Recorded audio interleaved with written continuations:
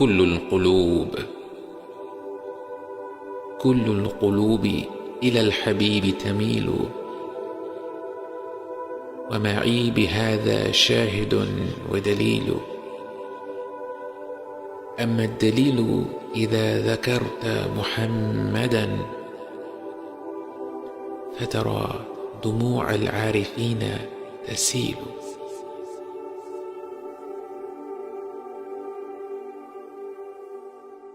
মানুষ নিজের উপর অনেক অন্যায়, অনেক অত্যাচার সহ্য করতে পারে। নিজের বিরুদ্ধে মিথ্যা কথা মুখ বুজে সয়ে নেওয়া যায়, কিন্তু ভালোবাসার মানুষের বিরুদ্ধে অন্যায় সহ্য করা যায় না। কেউ আপনাকে কটু কথা বললে যতটুকু খারাপ লাগবে তার চেয়ে অনেক বেশি খারাপ লাগবে যদি কেউ আপনার বাবা মাকে অপমান করে, সন্তানদেরকে গালমন্দ করে, স্ত্রী বা স্বামীকে নিয়ে বাজে মন্তব্য করে। তাহলে সেই মানুষের ক্ষেত্রে কি হবে যিনি উম্মতি উম্মতি বলতে বলতে শেষ নিঃশ্বাস ত্যাগ করেছিলেন, যিনি পাথরের আঘাতে রক্তাক্ত হয়েও হাল ছেড়ে দেননি, যিনি রাতভর কেঁদে কেঁদে পবিত্র কোরআন তেলাওয়াত করতেন যেন একদিন আমাদের কানে সেই কোরআনের ধ্বনি পৌঁছে যায়। আমাদের নানা গাফেলতা সত্ত্বেও যিনি কিয়ামতের দিবসে কেঁদে কেঁদে আল্লাহর কাছে সুপারিশ করবেন যেন আমরা ক্ষমা পাই। এই মহা জগতের স্রষ্টার সবচেয়ে প্রিয় বান্দা, সৃষ্টি জগতের শ্রেষ্ঠ মানুষ, খাতেমুল আম্বিয়া হাবিবুল্লাহ রাসূল সাল্লাল্লাহু আলাইহি ওয়াসাল্লামের অবমাননা করার চেষ্টা করা হলে আমাদের মনের অবস্থা কেমন হয়? বাস্তবে নবীজি সাল্লাল্লাহু আলাইহি ওয়াসাল্লামকে কেউ অবমাননা করতে পারে না, যার নামই হলো মুহাম্মদ অর্থাৎ প্রশংসিত ব্যক্তি। তাকে কি করে মানুষ অপমান করবে? একটি মোমবাতি নিয়ে যদি কেউ সেটার নাম দেয় সূর্য, আর সেই মোমবাতিতে ফু দিয়ে বলে আমি সূর্য নিভিয়ে দিয়েছি, আসল সূর্যের জ্যোতি কি অনুপরিমাণও কমবে? স্বয়ং আল্লাহ ও তার ফেরেশতাগণ যার প্রতি সালাম পেশ করেন, তার মর্যাদা কি কীট পতঙ্গের ঝিঁঝি শব্দে প্রভাবিত হবে? সর্বকালের শ্রেষ্ঠ মানুষের শান শুধু অক্ষুণ্ণই থাকবে না, বরং প্রতিনিয়ত বৃদ্ধি পাবে। কিন্তু মুমিনের হৃদয় যে তার বিরুদ্ধে কটু কথা মেনে নিতে পারে না, তার ব্যাপারে মিথ্যাচার হলে যে ভাষা, বর্ণ, জাতি নির্বিশেষে বিশ্বের প্রতিটি কোণে প্রতিটি বিশ্বাসের মনে রক্তক্ষরণ হয়। আজ বাক স্বাধীনতার নামে বিশ্বের বিভিন্ন প্রান্তে কি হচ্ছে আমাদের সকলেরই জানা। 18 শতাব্দীর ফরাসি বিপ্লবের মূল নীতি ছিল লিবের্তে, এগালিতে, ফ্র্যাটার্নিতে, স্বাধীনতা, সমতা ও ভ্রাতৃত্ব। তারা দাবি করে এই মূল নীতিতে তাদের সমাজ ও সংবিধান গঠিত, অথচ বহু বছর ধরে তাদের সমাজে মুসলিমদের বিরুদ্ধে যে অবস্থান নেওয়া হয়েছে তাতে শুধুই প্রকট পক্ষপাত আর ভণ্ডামি প্রকাশ পায়। আজ রাষ্ট্র পর্যায়ে তারা আমাদের হাবিব সাল্লাল্লাহু আলাইহি ওয়াসাল্লামকে উদ্দেশ্য করে আঁকা ব্যঙ্গাত্মক চিত্র জনসমক্ষে প্রদর্শন করেছে। তাদের সরকার দাবি করেছে এর মাধ্যমে তারা তাদের বাক স্বাধীনতাকে রক্ষা করছে। এর বিপরীতে আমাদের প্রথম প্রতিক্রিয়া হলো আমরা আমাদের বাক স্বাধীনতাকেও রক্ষা করব। আমরা আমাদের ব্যক্তিগত জীবনে সব ধরনের ফরাসি পণ্য বয়কট করব। প্রতিটি মানুষের স্বাধীনতা রয়েছে তার পছন্দ মতো পণ্য ক্রয় করার। সে কেন কোন পণ্য কিনবে বা কিনবে না তার কোনো ব্যাখ্যা দেওয়ার প্রয়োজন নেই। ইতোমধ্যে মুসলিম বিশ্বজুড়ে ফরাসি পণ্য বয়কটের ডাক জোরালো হয়েছে। 2005 সালে যখন ডেনমার্কে একইভাবে ব্যঙ্গাত্মক কার্টুন ছাপা হয়েছিল, মুসলিম বিশ্বজুড়ে ড্যানিশ পণ্যকে বয়কট করা হয়েছিল। মাত্র 1 বছরের মাথায় ডেনমার্কের ব্যবসা প্রতিষ্ঠানগুলো এত বেশি ক্ষতিগ্রস্ত হয়েছিল যে তারা তাদের সরকারের কাছে বাধ্য হয়ে আবেদন করেছিল মুসলিমদের কাছে ক্ষমা প্রার্থনা করার জন্য। তবে বয়কটের ডাক সহজ নয়, এর বিরুদ্ধে নানা কৌশলে বাধা আসবে। যাদের বয়কট করা হচ্ছে তারা সরাসরি দাবি জানাতে পারে তাদের যেন বয়কট না করা হয়, যেমনটা ফরাসি সরকার ইতোমধ্যে করেছে, এবং এখানেই তাদের মুনাফিকি স্পষ্ট হয়ে যায়। তারা দাবি করে যে তাদের পুরোপুরি স্বাধীনতা রয়েছে একজন পবিত্র ব্যক্তিত্বকে নিয়ে ব্যঙ্গাত্মক চিত্র নির্মাণ করার, অথচ আমাদের সেই স্বাধীনতা নেই যে আমরা একে অপরকে উপদেশ দেব কোন কোন পণ্য বর্জন করা উচিত। যুক্তিটি সত্যিই হাস্যকর। কিন্তু বাধা শুধু সরাসরি দাবির মাধ্যমেই আসবে না, বরং নানাভাবে বয়কটের সিদ্ধান্তকে প্রশ্নবিদ্ধ করার মাধ্যমেও এর বিরোধিতা করা হয়ে থাকে। বুঝে বা না বুঝে অনেকেই এর বিপরীতে নানা ধরনের যুক্তি দাঁড় করাবে। উইঘুর মুসলিমদের ওপর নির্যাতন হচ্ছে, এখন কি আমরা চায়নার তৈরি সব পণ্য বর্জন করব? কাশ্মীরে মুসলিমদের ওপর নির্যাতন হচ্ছে, এখন কি ভারতীয় সব পণ্য বর্জন করব? অনেক সামাজিক মাধ্যম যারা নির্মাণ করেছে তারা প্রকাশ্যে বা গোপনে ইসরায়েলকে সমর্থন করে, আমরা কি সেগুলোও বর্জন করব? গোটা বিশ্বে এমন কোনো প্রান্ত নেই যেখানে মুসলিমদের ওপর অন্যায় অত্যাচার হচ্ছে না। আমরা কি এক এক করে সবাইকে বয়কট করতেই থাকব? এটা কি আদৌ সম্ভব? এর উত্তরে আমরা বলি, প্রতিটি সমস্যার প্রতিক্রিয়া আলাদাভাবে নির্ধারণ করতে হবে।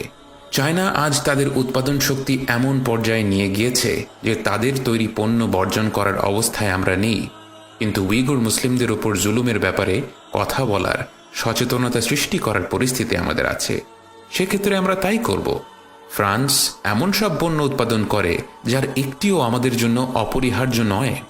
এক্ষেত্রে বয়কটকে আমরা শান্তিপূর্ণ প্রতিবাদের একটি বৈধ ও কার্যকরী পদ্ধতি হিসেবে দেখতে পারি। এখানে আমাদের উদ্দেশ্য একটি গোটা দেশের মানুষের প্রতি ঘৃণা পোষণ করা নয়, বরং বাক স্বাধীনতার নামে একটি রাষ্ট্র যে পদক্ষেপ নিয়েছে সেই পদক্ষেপটি যে বাস্তবে অসৎ ও অগ্রহণযোগ্য সে বার্তাটি তাদের কাছে ঐক্যবদ্ধভাবে প্রেরণ করা। আমাদের দ্বিতীয় প্রতিক্রিয়া হবে সামষ্টিকভাবে আহলুস সুন্নাহ ওয়াল জামাআতের উলামাদের কাছ থেকে উপদেশ নেয়া। এটাই আসলে আমাদের প্রথম পদক্ষেপ। তবে আমাদের এই ভিডিওতে আমরা বয়কটকে প্রথমে উল্লেখ করেছি, যেহেতু বয়কটের পক্ষে ইতোমধ্যে অনেক উলামা এবং বক্তারা সায় দিয়েছেন। প্রতিটি যুগে আমরা যে চ্যালেঞ্জগুলোর মুখোমুখি হই সেগুলো কিভাবে অতিক্রম করতে হবে সে ব্যাপারে সামষ্টিকভাবে উলামাদের উপদেশ মেনে চলাই সাধারণ মুসলিমদের জন্য সমীচীন হবে। এবং আমাদের তৃতীয় প্রতিক্রিয়া হলো সব চাইতে গুরুত্বপূর্ণ, এবং তা হলো রাসূল সাল্লাল্লাহু আলাইহি ওয়াসাল্লামের সম্পর্কে বেশি করে জানা। একবার কল্পনা করুন তো, কোনো এক মানসিক বিকারগ্রস্ত উন্মাদ আমাদের হাবিব সাল্লাল্লাহু আলাইহি ওয়াসাল্লামকে নিয়ে মিথ্যাচার করে যাচ্ছে, কিন্তু আপনি রাসূল সাল্লাল্লাহু আলাইহি ওয়াসাল্লামের মর্যাদা রক্ষা করে কোনো কথা বলতেই পারছেন না, কারণ আপনি তার সম্পর্কে যথেষ্ট জ্ঞান রাখেননি। আপনি কোনোদিন আগ্রহ নিয়ে তার সিরা নিয়ে পড়াশোনা করেননি, তার সুন্নাহগুলো সম্পর্কে জানার চেষ্টা করেননি, তার ব্যাপারে বর্ণিত কোন হাদিস সহিহ এবং কোনগুলো বানোয়াট আপনার জানা নেই। এর চাইতে দুঃখজনক কি আর কিছু হতে পারে? রাসূল সাল্লাল্লাহু আলাইহি ওয়াসাল্লামের সম্পর্কে জানা আমাদের ঈমানের দাবি। তিনি মানুষটাই এমন ছিলেন যে তার ব্যাপারে দুটি বাক্য পড়লে তার জন্য ভালোবাসায় মন ভরে যায়। আজ যখন তার মহান চরিত্রকে নিয়ে ব্যঙ্গ করা হচ্ছে, তার অনুসারী হিসেবে আমাদের কর্তব্য হলো তার ব্যাপারে জানা এবং তার সুন্নতগুলোর প্রয়োগ আরও বাড়িয়ে দেয়া। তিনি বলেছিলেন, আফশুস সালাম, সালাম ছড়িয়ে দাও। আমরা নিজেদের দিকে তাকিয়ে দেখব, আমরা দিনে কতবার মানুষকে সালাম দেই? সালাম বাড়িয়ে দেওয়ার সুযোগ আছে কি?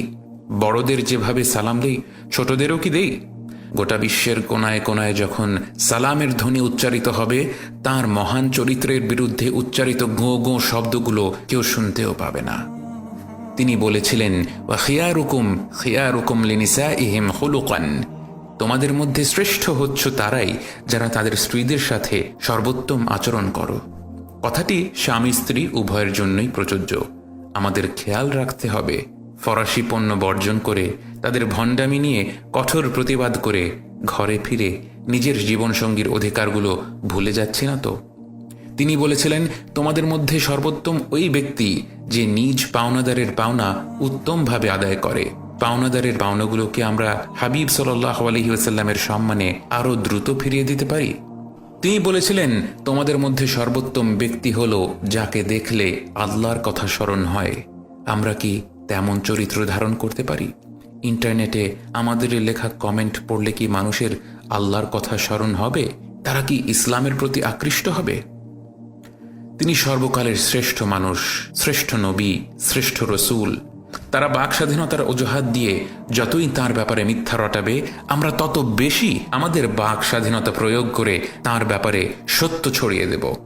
আমরা তার মহান চরিত্র গোটা বিশ্বের সামনে তুলে ধরব লেখালেখির মাধ্যমে, ভিডিওর মাধ্যমে, পডকাস্টের মাধ্যমে, ব্লগের মাধ্যমে, খুতবাতে, হালাকাতে, মসজিদে, মজলিসে, ঘরে ও কর্মস্থলে, পথে ঘাটে, দিনে ও রাতে আমরা দেখিয়ে দেব আমার রাসূল সাল্লাল্লাহু আলাইহি ওয়াসাল্লামের বিরুদ্ধে একটা মিথ্যা রটানো হলে বিশ্বের প্রতিটি কোণে কোটি কোটি মানুষ উচ্চস্বরে তার গুণগান গাইবে, সত্য তুলে ধরবে।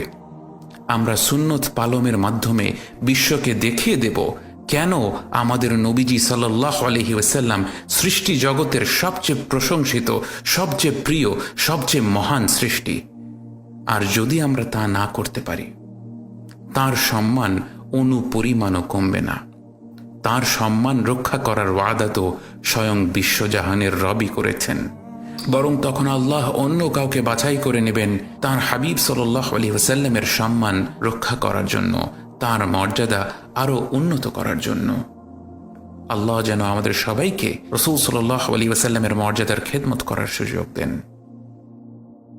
এবং এই প্রেক্ষাপটে বসিরা টিমের কাছ থেকে আপনাদের কাছে একটি প্রতিশ্রুতি, ইনশাআল্লাহ যদি মহান রব্বুল আলামিন আমাদের তৌফিক দেন, এই বছরই আমরা আরম্ভ করতে যাচ্ছি সর্বকালের সর্বশ্রেষ্ঠ মানুষের জীবনী নিয়ে একটি সিরিজ।